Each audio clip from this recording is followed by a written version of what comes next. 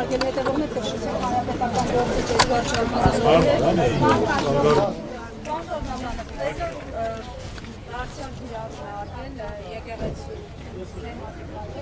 Ձերքի հետ էլ այսպես կպել են այն անձանց, որոնք փորձել են միջամտել թիրախավորմանը եկեղեցու։ Ձերքի հետ չէ, շատ ուզել կպել են։ Պարոն Շարմազանը, լավ, սրա հանգուցալուծումը որն է աշխարհը, երրորդ համաշխարհային պատերազմի մասին խոսում ենք, այստեղ քննարկում ենք։ Մենք չենք քննարկում, կապիտուլյանտն է քննարկում, ինքնաբերում թուրք-ադրբեջանական օրակարգ, սա Չարիքի հեղափոխության վերջին փուլն է։ Օրինակ ֆրանսիական հեղափոխությունում դա կոչվել է Յակոբինյան փուլ, Ռոբեսպիերյան փուլ, որտեղ պայքար է գնացել ազգայինի դեմ, եկեղեցու դեմ, արժեքների դեմ, նույնիսկ տոմարը փոխեցին, օրերը փոխեցին առանձին անվանումներով։ Բայց հետո Ռոբեսպիերը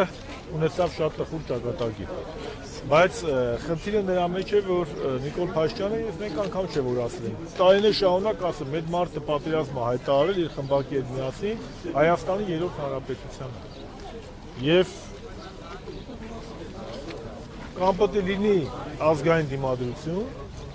կամ էլ կլինի այն ինչ-որ ասում է Նիկոլ Փաշինյանը։ Պարոն Շարմազան, նայեք, բարդ բան եմ ասում։ Միշտ էլ ասել եմ։ Կամ Հայաստանն է մնալու մեր պատկերացումների Հայաստանը, երրորդ հանրապետությունը, որտեղ անկախության հռչակագիրը ունի առանցքային տեղ ու նշանակություն, կամ էլ Նիկոլ Փաշինյանը կբերի Էրմենիստանի կամ վիլայեթացման գաղափարը։ Ինչպես է ստացվում, որ Փաշինյանը միշտ հաղթանակած է դուրս տալիս այդ պատերազմից։ Ես պիտի պատասխանեմ։ Որպես ընդդիմադիր։ Ցավոք։ Պարոն Շարմազան, տարածաշրջանի ասենք դեռ։ Պարոն Շարմազան, տարածաշրջանային իրավիճակին անդրադառնալով, ովքեր են այսօր մեր հնարավոր դաշնակիցները առկա մարտահրավերները դիմագրավելու գործում եւ ինչ միջոցներով պետք է պայքարեն, չգիտեմ, Իսրայել-Իրան հակամարտությունը ավելի սրել են մարտահրավերները, որոնք ունի Հայաստանը, հատկապես երբ որ Նախիջևանը այս բանին համարվում է ամենաթեժ կետերից մեկը, ոչ միայն զորավարժությունների առումով, այլև կուտակված զինտեխնիկայի, ասում են ճանապարհ են լայնացրել, ով է այսօր մեր դաշնակիցը, որ կարող ենք այս իրավիճակում դիմագրավել։ Նախ մենք պետք է հասկանանք, նախ մենք պետք է հասկանանք, մենք ուզում ենք ազգային պետություն ունենանք, ուզում ենք անկախ պետություն ունենանք, ուզում ենք լինենք սուբյեկտ, թե ուզում ենք լինել Թուրքիայի կցորդը։ Գիտեք, իրավիճակը շատ բարդ է, ես չեմ ուզում էմոցիոնալ իրավիճակ, էմոցիոնալ գնահատականներ տամ, սա արդեն տարածաշրջանային պատերազմ չէ, սա գլոբալ պատերազմի է վերածվում եւ ակնհայտ է, որ Իրանա-իսրայելական պատերազմի այսօր 5-րդ օրն է, Աստված մի այլ ասա, եթե զարգացումները գնան, ես չեմ կարող ասել, թե ինչպիսի ոչ միայն տարածաշրջանային ռեգիոնալ, այլ նաև գլոբալ առումով ինչպիսի բացասական ու միգուցե կործանար հետևանքներ ունենան ոչ միայն տարածաշրջանային, այլ մեզ համար։ Այդ դեպքում Հայաստանը այս պարագային պարոն Շարմազանով ինչպես պետք է դիրքավորվի։ Հայաստանը նախ եւ առաջ արդեն խնդրեմ ունի, որ այս իրավիճակներում Նիկոլ Փաշինյանն է Հայաստանի ղեկավարը։ Սա շատ բարդ է, բայց շատ բարդ է հիմա քննարկումը։ Ասենք մենք ունենք մի առումով իշխանություն, որը չի ոչ պրոֆեսիոնալ է, ոչ իրականացնում է ազգային քաղաքականություն, մյուս կողմից գլուխը կոխել է հողի մեջ եւ ասում է ոչ մի ես նոր ընթերցում էի Փաշինյանի թիմակիցների կարծիքները, հենց իրավիճակը ոնց որ կյանք ուրախ, ապրուստը ձրի, ոչ մի վտանգ չկա, ամեն ինչ նորմալ է, հիշեցին իրավիճակը, երբ որ պատերազմից առաջ 44-ը իրանց ֆրակցիայի ղեկավարն ասել արխային եղեք Թուրքիան չի խառնվի,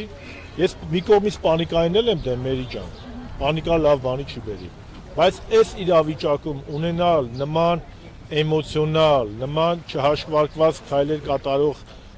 վարչապետ, սա շատ վտանգավոր է։ Էլ չեմ ասում, որ այս փուլում պետք է հնչի միասնության կոչ, զսպվածության կոչ, իսկ Նիկոլ Փաշինյանը զսպվածության փոխարեն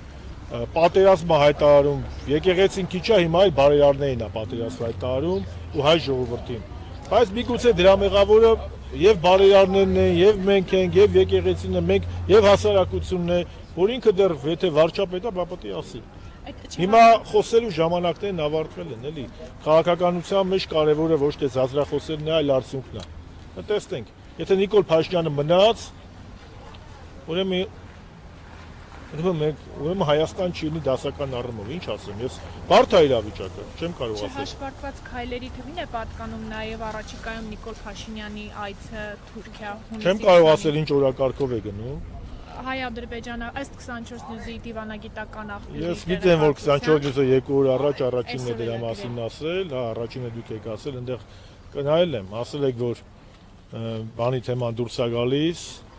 չէ՞, այնտեղ մի հատ թեմա դուրս է գալիս, բայց փոխարենը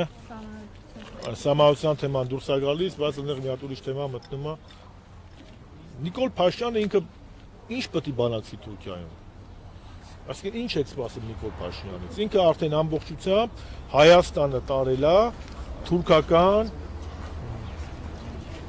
իշխանության տակ է դրել։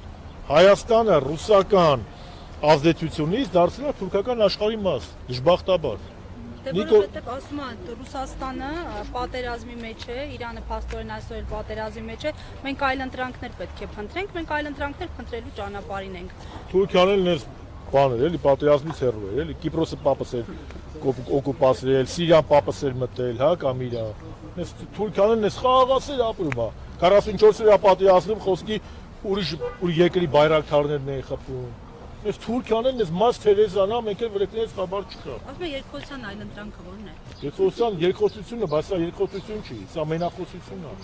Նիկոլ Փաշինյանը կրկնում եմ, ինձ մի կետ կարող եք ասել, որ հայ-ադրբեջանական կամ հայ-թուրքական հարաբերություններում այս վերջի 7 տարում սպասարկել է Հայաստանի Հանրապետության պետական շահ։ Մենակ չասեք պատերազմը կանգնացրել է։ Պատերազմը գիտեք ստրկության մեջ էլ է պատերազմը։ Օրինակ Ստամբուլի հայկական համայնքը խաղաղ ապրում է։ Ես պետական գործիչ եմ եղել, ես էմոցիոնալ հայտարարությունների կողմ չեմ, դեմ եմ, պանիկային դեմ եմ, եկում հայ-թուրքական հարաբերությունները շատ կարևոր են, բայց մենք կարմիր գծեր պետք է ունենանք։ Նիկոլ Փաշինյանի թիմը բոլոր կարմիր գծերը տնօրելով մեզ ներկայացնում է, որ սա երջանիկ ապագա։ Իսկ ինչ վերաբերում է Էրդողանի հետ հանդիպանը, ես չգիտեմ իրենք ինչ են քննարկելու, շատ հարգելով ձեր դիվանագիտական աղբյուրը, ես չգիտեմ Էրդողանը իր դեմ ինչ է դնելու կամ ինչ են պայմանավորվելու։ Միգուցե Նիկոլ Փաշինյանն օդու ջրի պես պետք է խաղաղության պայմանագիր ինչ-որ մի հատ դեկլարատիվ փաստաթուղթ եւ նա գնում է դիմում է Էրդողանի միջնորդությանը, որովհետեւ վաղուց արդեն նրա իշխանությունը Էրդողանի հովանոցին կապում։ Էս է միակ տարբերակը, որովհետեւ 26 ընտրություններից առաջ կամ մինչև այդ նրան անհրաժեշտ է մի բան։ Խաղաղության պայմանագրի անունով մի փաստաթուղթ, որ ժողովրդին կերակրի, որ ես ձեզ բերել եմ խաղաղություն։ Բայց դա լինելու է թուրք-ադրբեջանական ու ստրկացում կոպիտ ասված նոքիարություն դա։ Ներքաղաքական հարցերին անդրադառնալով նաև հայտնի դարձավ, որ Ուրցաձորի ղեկավար Ռաֆիկ Անդրեասյանին են ձերբակալել, դուք տեղեկություն ունեք, ինչ հիմքով են ձերբակալել։ Տեղեկություն չունեմ, բայց Ռաֆիկ Անդրեասյանի քաղաքական ակտիվությունը, նրա ընդդիմադիր ու ազգային կեսվածքը հաշվի առնելով մի գրամ կասկած չունեմ, որ սա քաղաքական դրդապատճառներով իրականացված հերթական ձերբակալումն է։